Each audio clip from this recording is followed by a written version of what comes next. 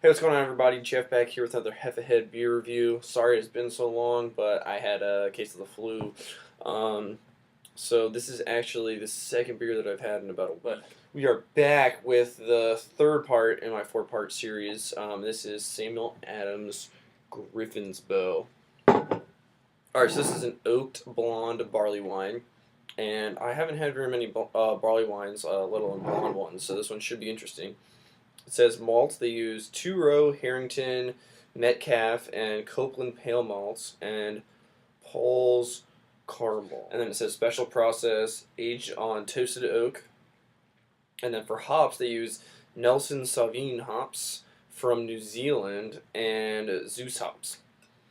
On the back, it says deep golden, bold, and vibrant. From the aroma and notes of sweet honeysuckle, pineapple, and grapefruit, to richer hints of burnt sugar and toffee, this intriguing brew is full of complex flavors. The distinct character of toasted oak adds depth and contrasts the light fruit sweetness. This unique take on a barley wine ale surprises with its smoothness and balance of fruit, hop, citrus, and warmth. So I'm pretty excited about this one. Let's go ahead and get into a glass, and I'll let you know how it is. All right, guys, this one's got a normal Samuel Adams cap. I'm using this snifter because it's pretty strong. It's a 11.5% alcohol, so I don't want to drink too much of it tonight.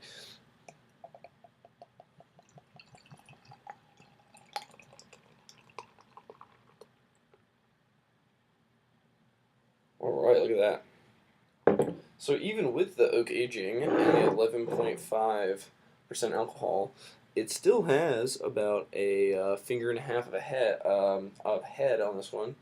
It's really thin, tiny white bubbles. It's kind of soapy looking almost. And then the color is it's a pretty golden color. It's really clear. You can see right through it. It's got a good amount of carbonation too coming on this one. Doesn't look like any barley wine I've ever had.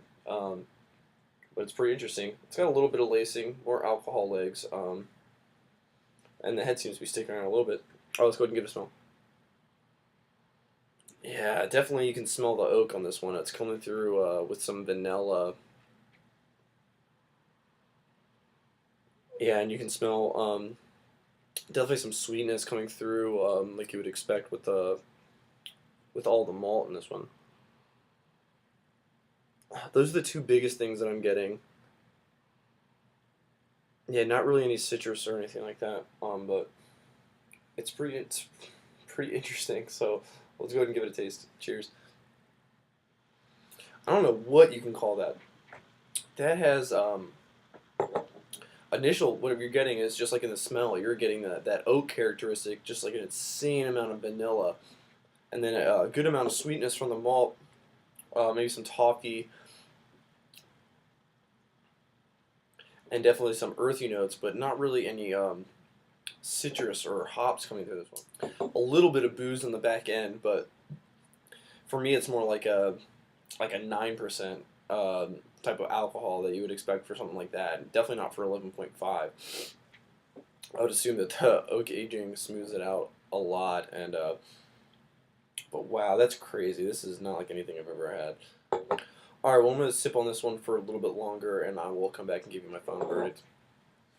Alright, guys, I'm back. I'll let this one warm up for a little bit longer because I wanted to see if I could get any more of the hop characteristic to come out, but I couldn't really, so that was a little disappointing because I really like a New Zealand hop character, Nelson Sauvin, or I don't know what else they have, but beers that I've had that have had that hop in it have been just outstanding. So I was kind of hoping for some of those characteristics to come forward in this one, but really all that I'm getting is that just sweet malt and vanilla notes from the oak. So I mean, this is extremely creamy. I mean, it's a great beer. I'm just not getting any of those tropical fruit characteristics that you get with Nelson Sauvin and other New Zealand hops. So I thought that's what this beer would have, but so that's one definite drawback to this beer. But I'm gonna go ahead and give this one a B. I think this is a really good beer. I mean, it's a big beer, and for a beer this big, you're not getting any of that alcohol. You're getting, I mean, it's slight alcohol, but like I said earlier, like not as much as you would expect for 11.5%. Extremely creamy. It's on the fuller side of medium, but it's lots of vanilla, lots of toffee, all kinds of sweet malt flavors, and this is just amazing. And for a beer this light, you wouldn't really expect it, but this is it's really interesting and it's great. So I think you can get this bottle if you can still find it. You should be able to get it for about $5 or $6, which is I think that's a pretty good deal, considering how creative and interesting this is. So that's Griffin's Bow for me. I'll be back. I know I said I was gonna do Third Voyage this time, but I'm gonna do Third Voyage next time, and that's gonna segue into my next series, which is gonna be double IPAs, because I just picked up a couple good ones for that. So, catch you guys next time. Peace.